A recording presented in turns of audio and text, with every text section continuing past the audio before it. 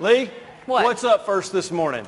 Y'all, I'm so excited because this morning we have a speaker that was recommended by Bob Imparato. Now, if you know Bob Imparato, you know that when he suggested somebody, we had to say, because you got to be cautious. But I'm really excited because the gentleman that was coming in is not from real estate. So he's going to let us think a little bit outside our usual business models, which is really, really exciting. Now, who is Brandon Steiner that y'all saw on the card outside and saw in your programs? Take a quick look and then let's give him a big welcome after you find out who he is. For a quarter century, Steiner Sports has been there to immortalize many of sports' most iconic moments. The New York Rangers are the Stanley Cup champions! Syracuse is your national champion!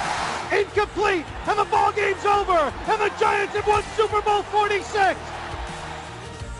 Founder and CEO Brandon Steiner started his business with a Mac II and just $4,000 in the bank. I knew Brandon before Steiner was Steiner, and Brandon used to work out of the trunk of his car. I was with Brandon when he first started in a little small office down on 27th Street. Just one window, one desk, one chair, and a bunch of papers. Through an inventive and relentless approach, Steiner Sports is now a company with over $50 million in sales, has obtained over 20 million autographs, and sold more than $25 million worth of game-used dirt products. The dirt. Who would have thought about dirt? Well, he did. Brandon was the guy that he caters to now. He was that fan.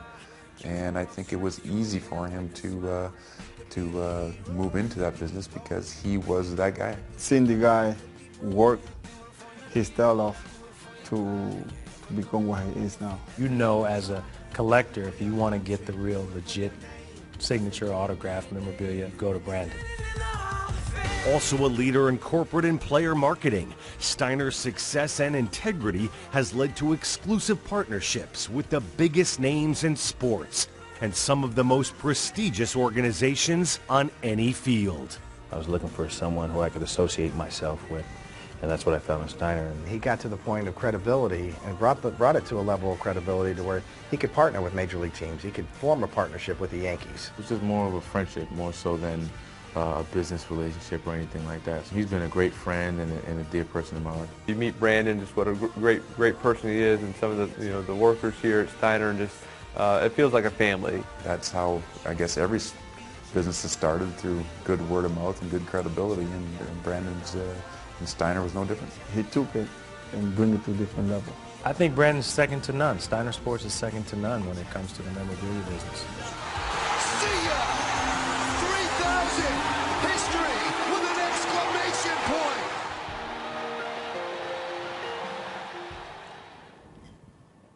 It was the spring of 2000.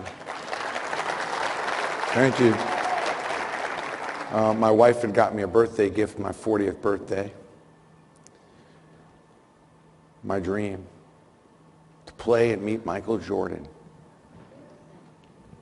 I opened up the letter, basketball camp, Las Vegas, fantasy camp. I had dealt with just about every athlete, but never had a chance to meet Michael. I said, honey, we can't afford this. You need to return this. I mean, there's just no way. I mean, this is so expensive, and get your butt in shape, get to Vegas in August. So I went down to Las Vegas, thought I was in shape. And on the first day, you can read about it in ESPN magazine, I was on the trainer table with a calf the size of a watermelon, and devastated. Here I was thinking I was going to play against Michael Jordan. I was on the sidelines.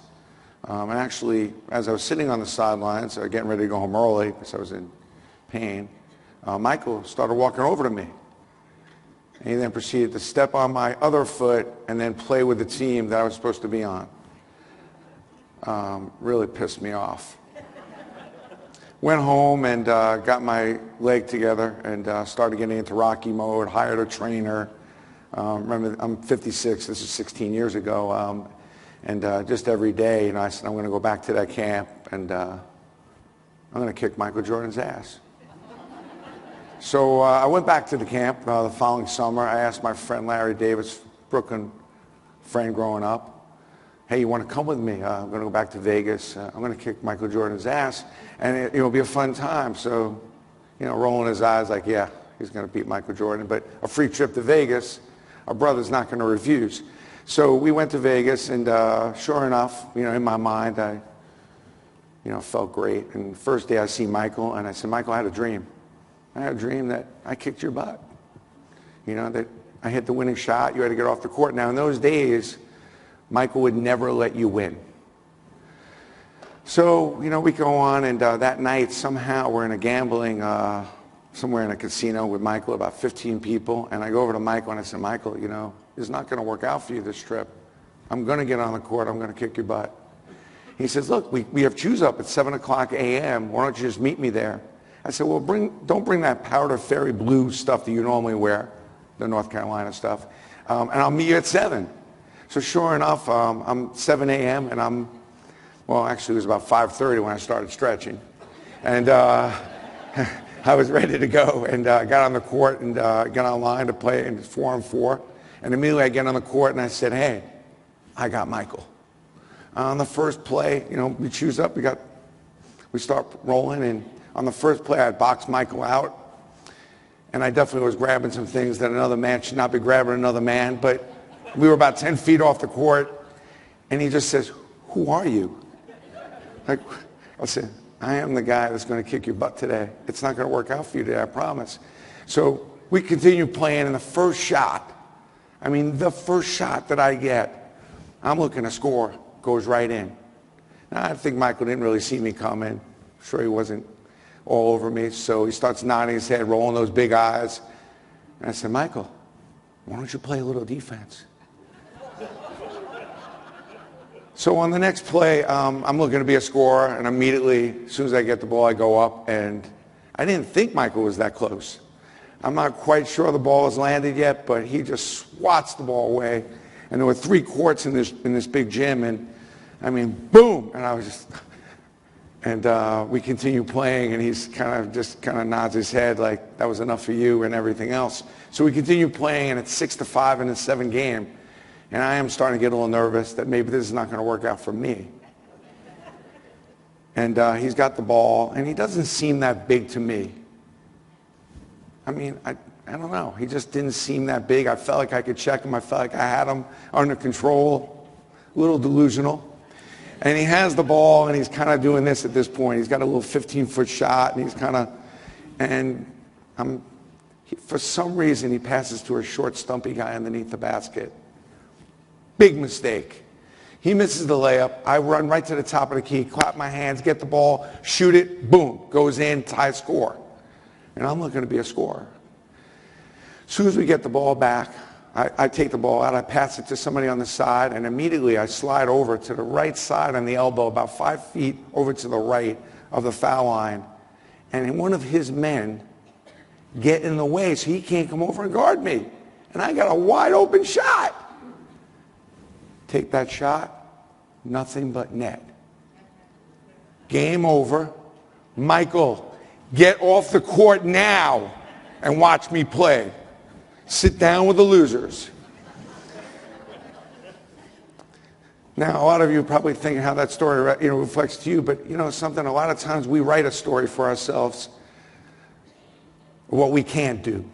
We get to a certain level, and we're all underdogs, and probably a lot of you out there are doing way more than what you ever accomplished, thought you were going to accomplish. A lot of you are thinking you did really come a long way, making more money than maybe you ever thought or your parents had made. But to me, I love the underdog role. Love it. Nothing to lose, everything to gain. And I've been that my whole life. I mean, I'm just a poor kid from Brooklyn. Started my company with $4,000, and I never look back, and I never really think about what's impossible. I don't know, if I played Michael Jordan in that game 100 times, I don't know what's going to happen. Probably most of you know. But at the end of the day, you only need one thing sometimes to happen that could change everything. And I believe that you have the power to will those things to be. So what is that one thing you think you can't do? Well, maybe you can. Now, I was a little delusional in that process because I actually thought I could guard Michael, and I thought I had him, and I thought I was going to easily win this game and beat him. But, you know, you focus enough on things, you'd be surprised what can happen. A lot of people ask me, you know, how do you develop all those relationships? And I think, you know, we're all in the same game. It's a relationship game. I know the millennials and the Generation X guys will tell you different because they can click and pick and get to where they want to go. But let's be honest with you. Those young ones they're lazy. But they're efficient. They're efficient. So we can't forget about those young ones. Eventually they're going to catch on, know that you got to break a little bread, you got to pick up the phone and talk to somebody. For me, everything started, and I started this company with $4,000, and I was able to build a pretty good empire here, and I'm not done yet.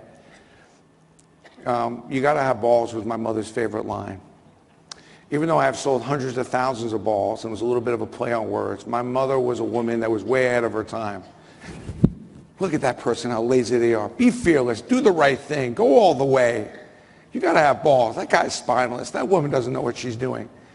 So my mother was a powerhouse, and she was teaching me at a very early age.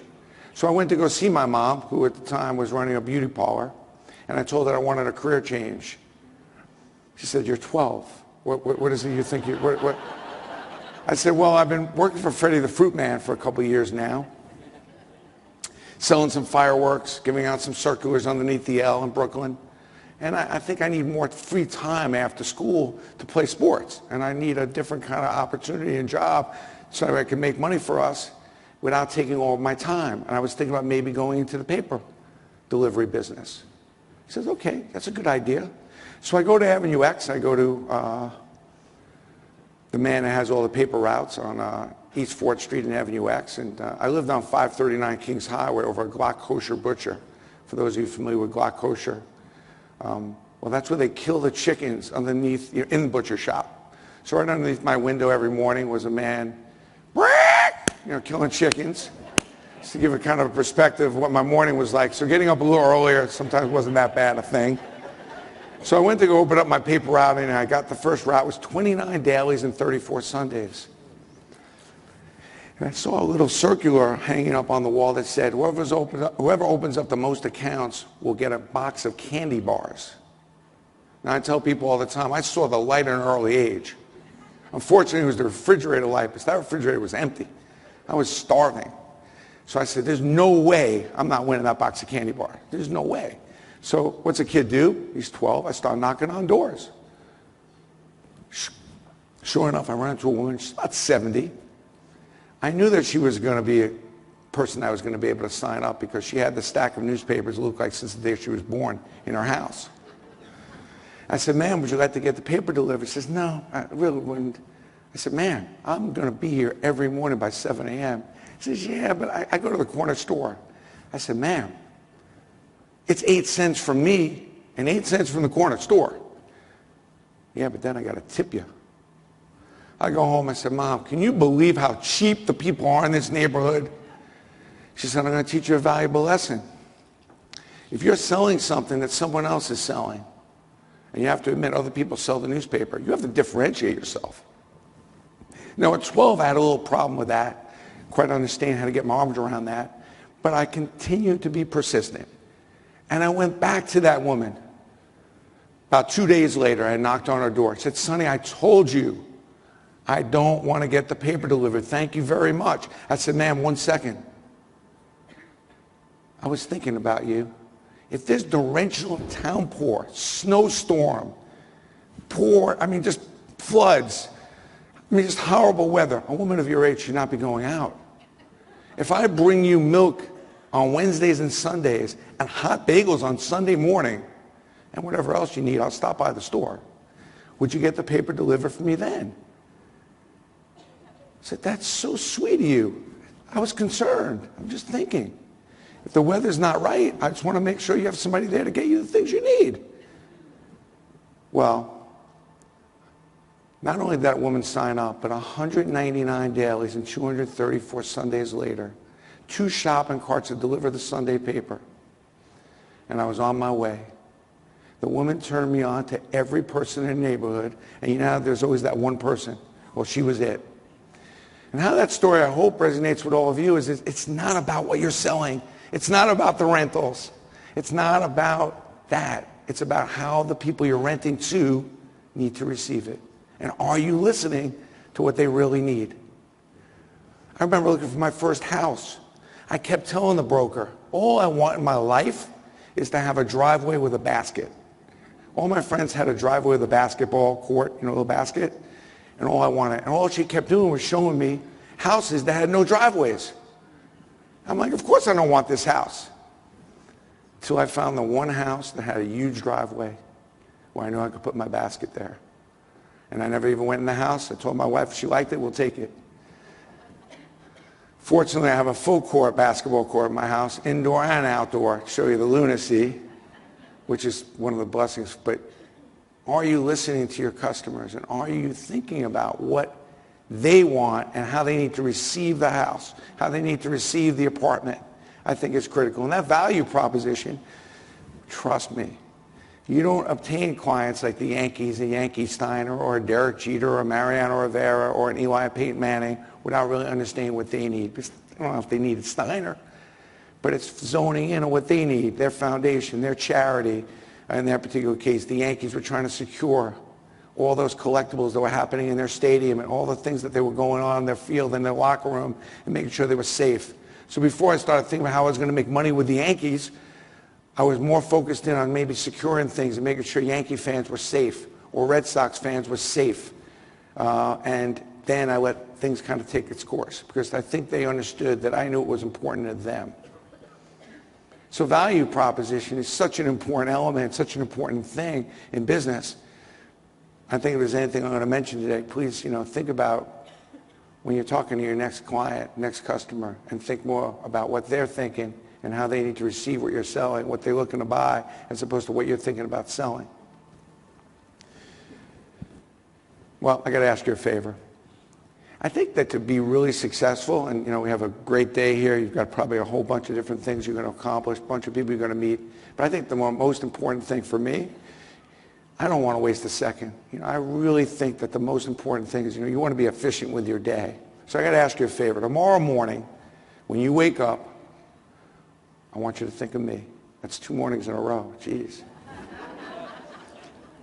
Because I believe that the first 90 seconds in your day is the most important 90 seconds and the most important part of your day.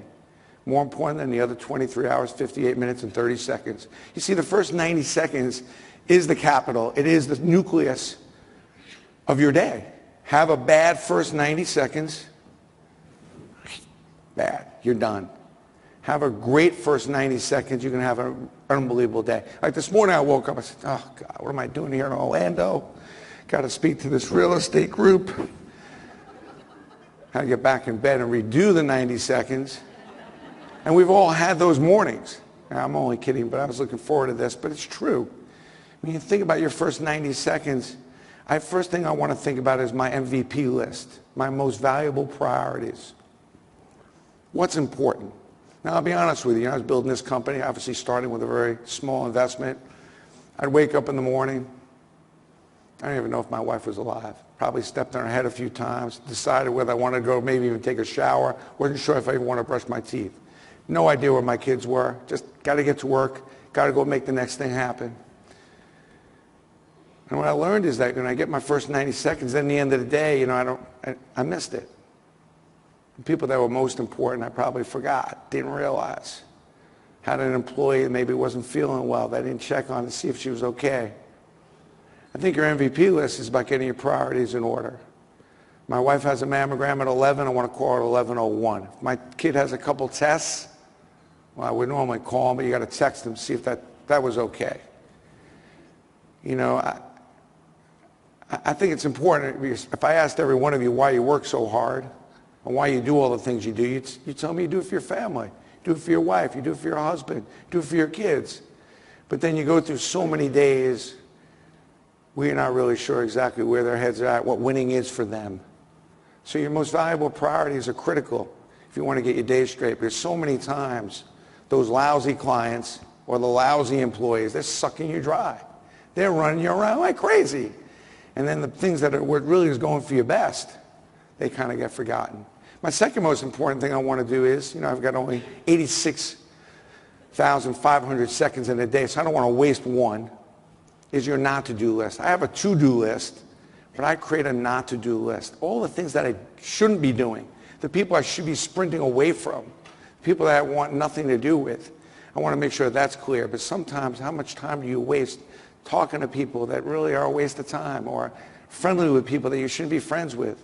So I want to get that in order. I want to make sure that I'm right as far as my not-to-do list.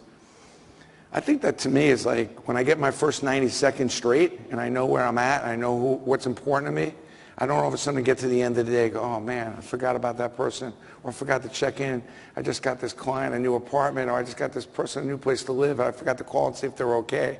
I think those are the things, the caring about what's most important that happens and you don't forget, that's critical and really, really important. So my first 90 seconds in the day, to me, is everything. I want to make sure I got the story straight. I want to make sure that I've got everything in line. The underdog. I was talking to Derek Jeter a couple weeks ago, and he talked to me about there is no such thing as a big sale. There's no such thing as a big game. I was like, really? You've played in a lot of big games. I mean, are you sure about that? He says, yeah, because if you focus on a big game or a big sale, what are you saying about all the other things you're working on? And it kind of made sense to me. I think that the underdog, the favorite, the big game kind of all gets kind of a little bit messed up. I think the Panthers found that out the other day. Because you have to play every day the same. I always say if you stay ready, you don't have to get ready, but it's true. And I think that it's really important. Sometimes we get into this, we kind of diagnose what we think is a potential big sale, a potential big client, a potential big opportunity. But I think you've got to look at them all that way. For me, I look at that Michael Jordan story as the underdog and the favorite, but the reality of it is I love the underdog role still to this day. Now, I probably accomplished more than I ever thought I was going to accomplish, but you know something? My mindset and my attitude is still the underdog. I'm still thinking I haven't written the last chapter of my book. I'm still thinking I want to participate in this sport. I don't want to be a spectator. And what happens with a lot of times when you're an underdog and you have achieved a lot more than what you thought you were going to achieve, you kind of get kind of close to the field and you start spectating. You start kind of riding on where you're at. You kind of think, well, I'm kind of good. And you're not doing the things that you used to do 10, 20 years ago is what got you to where you are today. And the question you got to ask yourself is, can you still go get it? Can you still go make something happen and write another chapter? You made a few $100,000 this year, but can you make a couple million? And if not you, then who? And what does that story look like?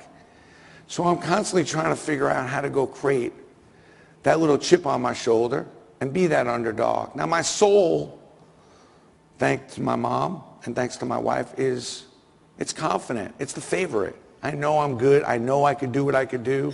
I know I can go get any sale that I want. I know I feel I can get a relationship going with anybody that I need to get one with. But in my personality and my mindset, nobody thinks I can get that. Nobody thinks I can create Yankee Steiner. Nobody thinks I can create Notre Dame Steiner. To be honest with you, I didn't know where Notre Dame was until I went, and it was beautiful. Jewish kid from Brooklyn trying to create Notre Dame Steiner. You can imagine.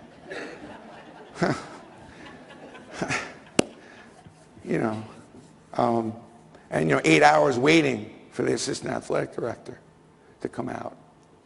And then he told me I had 15 minutes. And I knew it was 15 because the last plane out of there was in about 45. So I said, let's start off small. Knowing that was the nature of how Notre Dame liked to work. Ended up being a great relationship. But I went in there and everybody was, there's no way. Bring an Irish Catholic person with you. You can't get that done. And I think that's, you've got to constantly be really having your personality combined with your soul, combining with the confidence that you can do anything. You can still reset. You can still write another chapter in your book. Last thing I want to talk to you about is two things. In our office, we always have this thing called two things. I got to copyright this, but it's true. Two things. Well, one is really not enough. If I say I have one thing to discuss with you, it just feels like it's not enough. If I tell you it's 3, you're like, oh God, the guy's got a list. So we felt that 2 was a kind of a fair place to go if I had 2 things to go over with you. I'm hoping my wife picks up on that conversation because she's still going with the list. Married 28 years, not sure what that says about her, but it's been pretty good. Married my childhood sweetheart, so I've been very lucky. Met her when I was 17. 2 things, your 2 most important books, your date book and your checkbook. Where are your priorities and what are you learning? And where are you spending your time? Where is your money going? Where are you spending your time? You make 99% of your mistakes when you're tired and you're drunk. Be sure not to make any critical decisions when you're either one of those. Never be hungry, never be tired. 2 things I know for sure is what I'm about. You can only, worrying is the stupidest thing. I mean, that makes no sense. You're just better off smoking pot. I mean, there's no sense in worrying. It doesn't make sense. But the 2 things you can worry about only, and that is worry about what's about to happen and worry about what just did happen. You can plan for what's about to happen and then deal with what just happened. Simple. 2 most important things in every relationship, trust and communication.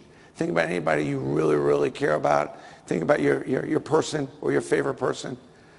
And you know you can tell them anything. You know that everything they tell you is true. So think about trust. Think about communication. Especially in this day and age, communication is so key.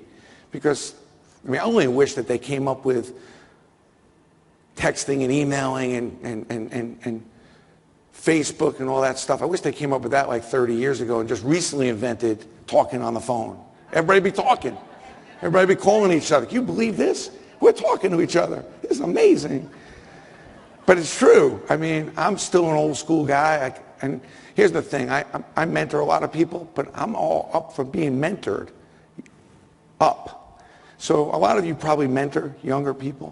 Hopefully you do. That's a beautiful thing. But it's okay to go get some of those millennials and Generation X and let them mentor you. I keep them real close. They're lazy, very efficient. Don't ask them to do anything 1 minute after 5, and make sure you give them a big title and have a whole bunch of raises set up for them. But they will help you with communication. So I keep them real close. A couple kids right out of school. I always say, they can't find the bathroom. But if you ask them to go on their computer and see where the bathrooms are, they'll get there. And it's true. 2 things. So mentor up. Find a good, smart young kid to show you how to Snapchat, Instagram. I remember first of all, I couldn't turn my computer on. I'm not going to lie. It took me about 5 years. I'm not kidding. I just had my assistant come in and turn the computer on. I didn't know how to do it.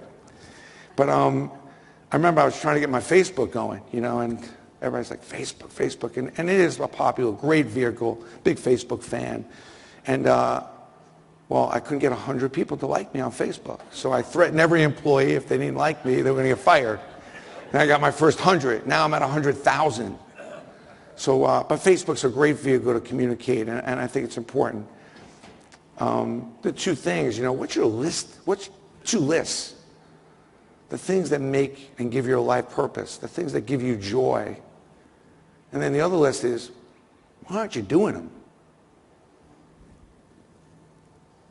2 things, what's winning? What's winning for your spouse or your husband, and what's winning for the people you work with? What's winning for them? If you want to fill yourself, forget yourself, ask that question. When was the last time you had that conversation? Remember, we had that conversation right before we got married. We had an understanding what winning was. But maybe things have changed, and find out what's winning now for your spouse. You're probably working where you're working and working for some people, or some people working for you. Find out what's winning. It's a really simple question. What's winning? Do you have a winnable game?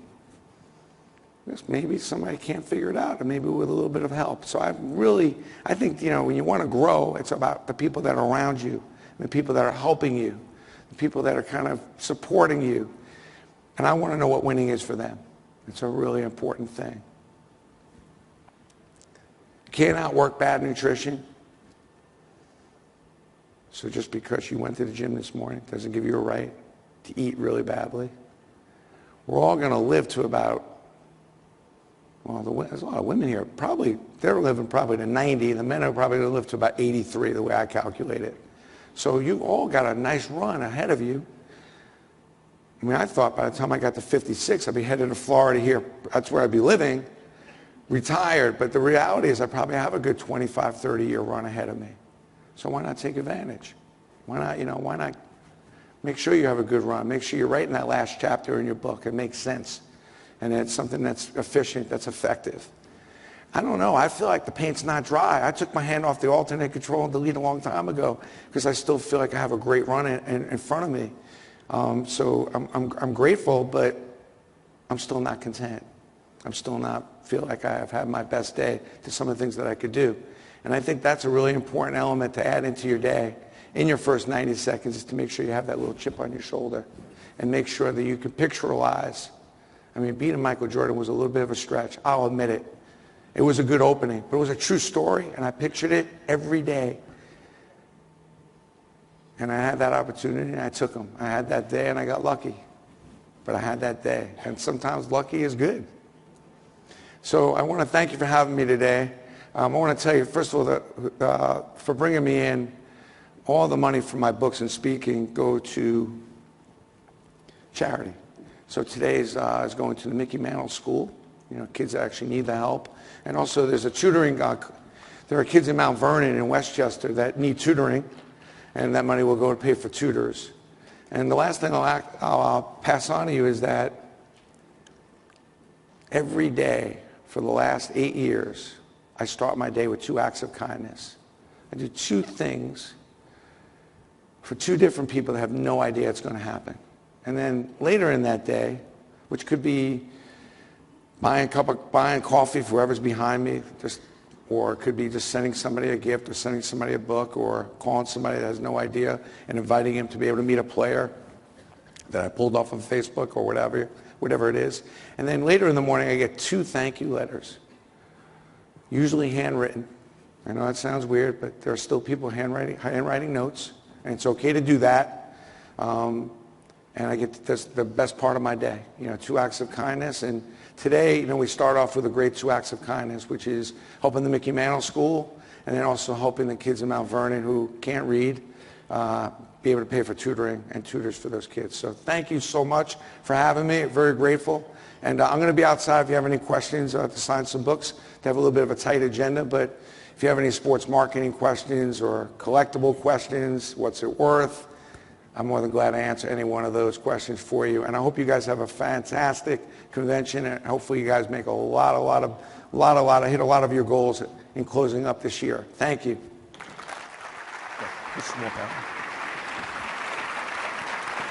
Thank you.